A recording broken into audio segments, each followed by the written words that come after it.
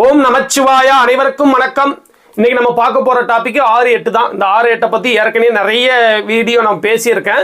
இந்த வீடியோவும் அதுதான். நேற்று வந்த கன்சல்டிங் வந்த ஜாதகம், இதுவும் வந்து இந்த 6-8 விதியை நிரூபிக்கிற மாதிரி ஒரு ஜாதகம் தான். அதான் சரி உங்க கூட வந்து நான் ஷேர் பண்ணலாம் அப்படின்னு ஆசைப்பட்டேன். இந்த ஜாதக அடிப்படையில் பார்த்தீங்கன்னா 6-8 மனிதனோட வாழ்க்கையில ஜோதிடப்பதி 6-8 6ஆம் அதிபதி 8ஆம் அதிபதி தசா புத்திகள் சந்திப்பு எப்பமெல்லாம் வருதோ அப்பமெல்லாம் வந்து கஷ்டத்தை அனுபவிக்கிறான் அப்படின்னு தான் விதி. அதுக்கு ஒரு நல்ல உதாரண ஜாதகம் தாங்க இது. இந்த இப்போ ஜாதகம் வந்துகிட்டு இருக்குதுங்க. தனுசு லக்னம், லக்னத்திலேயே குரு உட்காந்துருக்காரு, புதன் உட்காந்துருக்காரு, சூரியன் இருக்காரு. 3ஆம் இடத்துல செவ்வாய் சுக்கிரன், 6ஆம் இடத்துல ராகு, 9ஆம் இடத்துல சந்திரன், 12ஆம் இடத்துல சனி கேது. லக்னம் 2 டிகிரி. ஒருவேளை அப்போ விருச்சிக லக்னமா இருக்கலாமே அப்படிங்கிற முறையில் வந்து சில கன்ஃபார்ம் பண்ண இல்லை, அவங்க வந்து தனுசு லக்னம் தான். அதுக்கு என்ன ரீசன் நான் வந்து சொல்ல உங்களுக்கு புரியும். இப்போ விருச்சிக லக்னமாக இருந்ததுன்னா இப்போ அவருக்கு நடந்துட்டு இருக்கிற கரண்டில் நடந்துட்டு இருக்கிற தசா புத்திகள் வந்து பார்த்தீங்கன்னா சந்திர தசையில் சுக்கிர புத்தி. விருச்சிக லக்னமாக எடுத்துக்கிட்டிங்கன்னா 7க்கும் 12க்கும் அதிபதியாக சுக்கிரன் வருவார். 9ஆம் அதிபதி பாக்யாதிபதியாக வந்து சந்திரன் வருவார். சந்திரனும் சுக்கிரனும் வந்து பெருசாக வந்து சுக்கிரன் வந்து பெரிய நெகட்டிவ்ல இல்லை. அவர் வந்து செவ்வாயோட இணைஞ்சு ஓரளவு ஒளிபுரந்திய, அதாவது தேய்பிரை சதுர்த்தி திதிங்கச்சில ஓரளவு ஒளிபுரந்திய சந்திரனோட அதியோகத்தில் ஒரு நல்ல நிலைமையில தான் இருக்காரு. அதே நேரத்தில் சந்திரன் வந்து சனி 1 டிகிரியில் இருந்து 10ஆம் பார்வையா 3 டிகிரியில் உள்ள சந்திரனை பார்க்கறதுனால சந்திரன் வந்து கொஞ்சம் பாவத்துவமாக தாங்க இருக்காரு இந்த ஜாதகத்தில். அதன் அடிப்படையில் வந்து பார்த்தீங்கன்னா இது வந்து தனுசு லக்னம்னு எடுத்துக்கோங்க. தனுசு லக்னம்னு எடுத்துக்கிட்டோம்னா 6ஆம் அதிபதியா சுக்கிரன் வருவார், 8ஆம் அதிபதியா சந்திரன் வருவார்.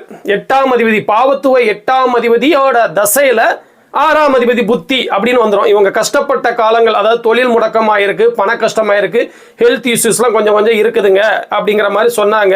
அதன் அடிப்படையில் பார்த்தீங்கன்னா எப்போ அந்த காலகட்டம் எப்போ ஆரம்பிச்சிருக்கு அப்படின்னு பார்த்தோம்னா கரெக்டாக சந்திர தசை சுக்கிர புத்தியில தான். அப்போ 8ஆம் அதிபதி பாவத்துவ 8ஆம் அதிபதி தசையில 6ஆம் அதிபதி புத்தி வந்த உடனே வேலை, அந்த 6ஆம் இடத்தோட ஆதிபத்தியம் தானே, வேலை, ஹெல்த்து, கடன், இந்த மாதிரி எல்லா வேலைகளையும் வந்து அவர் கொடுக்க ஆரம்பிச்சிட்டாரு அப்படிங்கிறது தான் உண்மை.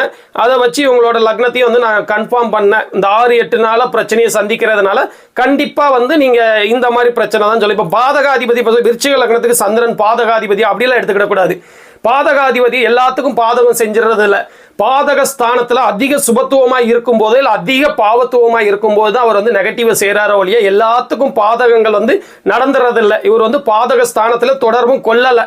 அதனால வந்து இது வந்து நம்ம அப்படி அந்த கான்செப்டில் எடுத்துக்கிடக்கூடாது. இந்த 6-8 ரீதியாக தான் வந்து இவருக்கு பிரச்சனைகள் வந்து நடந்திருக்கு அப்படிங்கிறது தான் உண்மை. எப்பங்க நல்லா இருப்பாங்கன்னு கேட்டாங்க. இப்போ சந்திர திசையில் சுக்கிர புத்தி முடிஞ்சதுக்கு அப்புறமே அடுத்து சந்திர திசையில பாக்யாதிபதி சூரிய புத்தியில இருந்தே வந்து கொஞ்சம் நல்லா முன்னேறக்கூடிய ஜாதகம் தான். செவ்வாய் திசையிலலாம் அருமையா இருப்பார். இப்போ தனுசு லக்னமா இருந்தாருன்னா அவங்க 5க்கும் 12க்கும் அதிபதியா வரக்கூடிய இந்த செவ்வாய் திசை வந்து நல்லா தான் இருக்கும். முயற்சி கொடுக்கக்கூடிய 3ஆம் இடத்துல உபஜயஸ்தானத்தில் சுக்கிரனோட 6 டிகிரி இணைஞ்சு அவரும் வந்து ஒளிபுரந்திய சந்திரனோட நேரடி பார்வையில் இருக்கிறதுனால செவ்வாய் திசை வேற எந்த பாவிகளோட ராகு சனி அந்த மாதிரி பாவிகள் தொடர்பு எதுவுமே இல்லாமல் இருக்கிறதுனால கண்டிப்பாக வந்து செவ்வாய் திசை இந்த லக்னத்துக்கு யோகங்கிற முறையில் நல்ல பலன்களை செய்வாருங்க அப்படிங்கிறத என்னோட ப்ரெடிஷன். அதே மாதிரி வந்து கண்டிப்பாக செவ்வாய் திசையில் வந்து நல்லா இருக்கக்கூடிய ஜாதகம் தான். இந்த ஜாதகம் வந்து நேற்று கன்சல்டிங் வந்தது, இதை பார்த்தோன்னே இந்த 6-8க்கு வந்து ஒரு நல்ல உதாரண ஜாதகமாக இருக்கே அப்படிங்கிறது தான் வந்து இதை நான் உங்க கூட விளக்கணும்னு நினச்சேன். நல்லா போய்கிட்டு இருக்கிற லைஃப் வந்து எப்படி இந்த 6-8ல் வந்து தடுமாறுது அப்படிங்கிறதுக்கு இதுவும் வந்து ஒரு உதாரண ஜாதகம். இன்னொரு நாள் வந்து இதே மாதிரி ஒரு நல்ல டாபிக்ல வந்து நான் மீட் பண்ணுறேங்க. ஓம் நமச்சிவாயா.